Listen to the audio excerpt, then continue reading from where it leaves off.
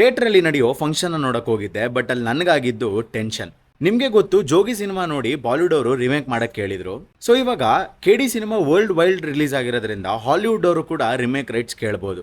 ಇನ್ನು ಸಿನಿಮಾದ ಒನ್ಲೈನ್ ಸ್ಟೋರಿಗೆ ಬಂದ್ರೆ, ನಾನು ಹೇಳೋದಕ್ಕಿಂತ ಪ್ರೇಮ್ ಅವ್ರು ಹೇಳದಂಗೆ ನೀವು ಸಿನಿಮಾ ನೋಡೇ ಅರ್ಥ ಮಾಡ್ಕೋಬೇಕು. ಬಟ್ ಸ್ಟಿಲ್ ಪ್ರೇಮ್ ಅವರ imagination, creativity is beyond logical limits. ಯಾಕೆ ಅಂತಂದ್ರೆ ಖಂಡಿತವಾಗ್ಲೂ ಲಾಜಿಕ್ನ ಹುಡ್ಕಕ್ ಹೋಗ್ಬಿಡಿ, ಬಟ್ ಸ್ಟಿಲ್ ಕೆಲವೊಂದು ಸೀನ್ಸ್ಗಳು, ಕೆಲವೊಂದು ಫ್ರೇಮ್ಸ್ಗಳು ನಿಮ್ಮನ್ನ ಎಂಗೇಜ್ ಮಾಡುತ್ತೆ. ಬಟ್ ಆದ್ರೂ ಒಂದು ಹೆಡ್ಸಪ್ ಕೊಡ್ತೀನಿ, ಈ ಒಂದು ಸ್ಟೋರಿ 1980s ಸೆಟ್ ಆಗಿದ್ರು ಕೂಡ ಒಂದು ಸೆಟ್ ಡಿಸೈನ್ ಆಗಿರ್ಬೋದು, ಕಾಸ್ಟ್ಯೂಮ್ ಡಿಸೈನ್ ಆಗಿರ್ಬೋದು, ತುಂಬಾ ಚೆನ್ನಾಗೇನೆ ಡಿಸೈನ್ ಮಾಡಿದ್ದಾರೆ. ಖಂಡಿತವಾಗ್ಲೂ ಅದು ಇಷ್ಟ ಆಗುತ್ತೆ.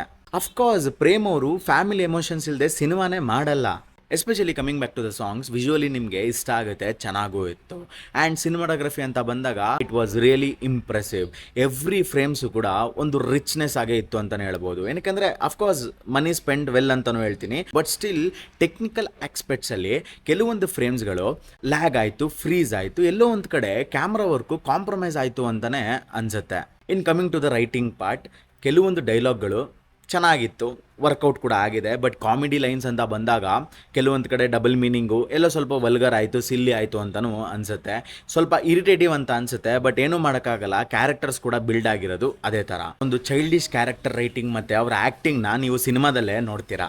ಅಫ್ಕೋರ್ಸ್ ಒಂದು ಸಾಂಗ್ನ ಡಿಲೀಟ್ ಮಾಡಿದ್ದಾರೆ ಕಾಂಟ್ರವರ್ಷಿಯಲ್ ಆಗಿದ್ದ ರೀಸನಿಂದ. ಆ್ಯಂಡ್ ಆನೆಸ್ಟ್ಲಿ ಫಸ್ಟ್ ಹಾಫಲ್ಲಿ ಇದನ್ನೆಲ್ಲ ನೀವು ಟಾಲರೇಟ್ ಮಾಡಲೇಬೇಕಾಗುತ್ತೆ, just because you want to know what's the story. And pre interval ಚೆನ್ನಾಗಿರುತ್ತೆ, ಬಟ್ ಸೆಕೆಂಡ್ ಹಾಫ್ ಶುರು ಆಗ್ತಿದ್ದಂಗೆ still you don't know what's the main core of the cinema.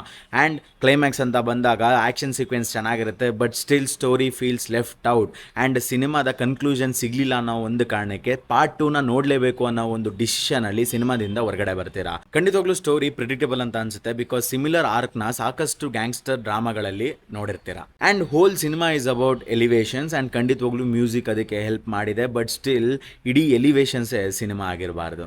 ಸಿನಿಮಾದ ಕೆಲವೊಂದು ಪೋರ್ಷನ್ಸಲ್ಲಿ ಪೇಸಿಂಗ್ ಇಶ್ಯೂ ಇದೆ, ಅಂದರೆ it completely feels slow, but still ಒಂದು fast screen play ನಿಮ್ಮನ್ನ engage ಮಾಡುತ್ತೆ. I would really rate 3 out of 5 because ಸಾಕಷ್ಟು ವಿಷಯಗಳಿಗೆ ಕನ್ಕ್ಲೂಷನ್ ಕೊಡಬೇಕಾಗಿತ್ತು, ಬಟ್ ಯಾವುದಕ್ಕೂ ಸಿಗಲ್ಲ.